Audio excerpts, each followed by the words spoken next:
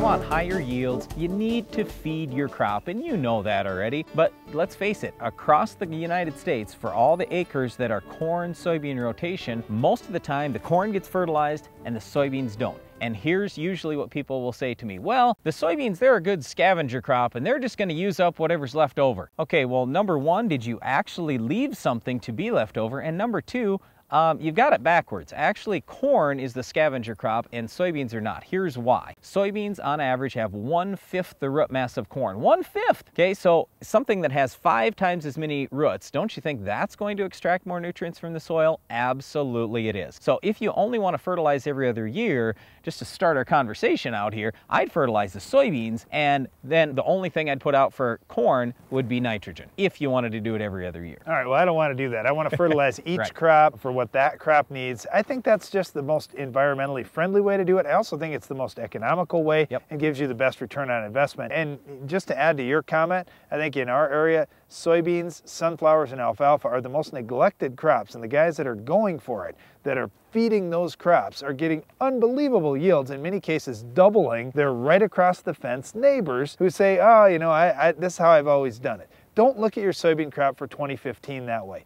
2015 is a brand new year. Hey, the market prices have come down on a lot of things, but there's a great chance to make money on soybeans. Here's how you can get a good return on your investment for fertility on soybeans. Okay, here's where you need to start. Number one, soil test. If you haven't been out and done a good soil test, and I'm not talking about, oh, we pulled a couple composite samples over a quarter section, that's not going to cut it. We're talking about either grid sampling or zone sampling, and then getting complete tests. Don't just get NP and K. That does not tell you much. In fact, I can't even make recommendations to you off just an NPK test. That's not enough. You need to get everything. I'm talking base saturation, micronutrients, sulfur, organic matter, cation exchange capacity. Get the whole thing. It only costs maybe $3 to $5 more to get the complete test versus an incomplete test. So get the whole thing, and then you really know something. If you want, you can use the free Ag PhD soil test app. Just go to agphdsoiltest.com if you're looking for more information on that. Well, the other app that I would really suggest when you're looking at fertilizing any crop is the Ag PhD Fertilizer Removal App. When you want to see how many nutrients are leaving the field when you're raising a crop, or how many you're going to need to apply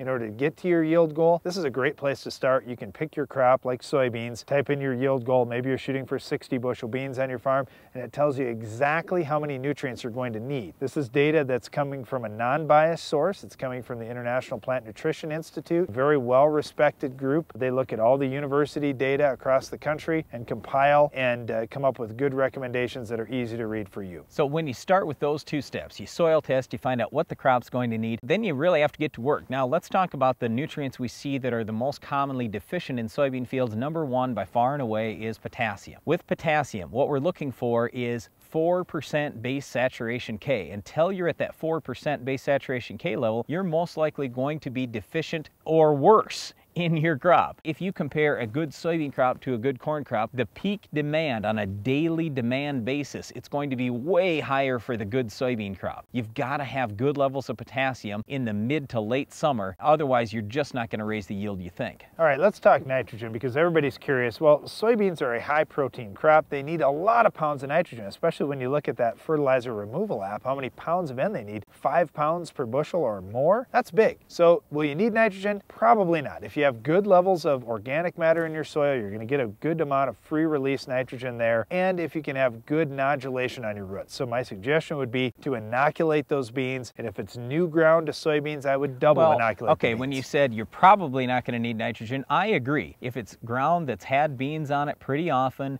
and you're inoculating, and you've got high organic matter levels, yes, you probably won't need to apply any nitrogen. But where you may need to apply nitrogen is if you have low organic matter soils. There it will probably help. I can almost guarantee you it will help if you have not planted soybeans much in the past. So if you've only planted soybeans on this ground every 3rd or 4th year, or you've never had soybeans, put some nitrogen out there, 50 to 100 pounds, it'll almost for sure pay. And then in that case, I'd also double inoculate. So just remember, if we have good nodulation, then you can get a lot of free nitrogen, but it's also, you've got to get some coming out of the soil, so we want to have good organic matter levels too. So in the long term, term, what I would say if you want to raise great soybeans, build your organic matter levels up. You'll get more nitrogen that comes available late in the season when the soybeans need it. So if you want to apply nitrogen, you can put a little on early, but if you were going to put some nitrogen on in low organic matter ground, I'd put the majority of it on at R1 to R3. All right, we've just talked about a couple of nutrients here. There's a lot to cover with soybean fertility. We think about phosphorus is very important.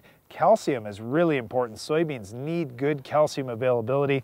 And then micronutrients. Now, this last year I did see some positive results spraying some of these products, the micros foliar. You can do that. We've had better luck in furrow on our farm, but either way, get some micronutrients out there and look at the whole fertility package. This fertilizer thing for soybeans, it's a really big deal, and you don't have to spend an arm and a leg, but you've got to get some fertility out there if you want to raise great soybeans. Well, one other thing you'll have to do to raise a successful soybean crop is control our weed of the week. We'll show you how coming up later in the show.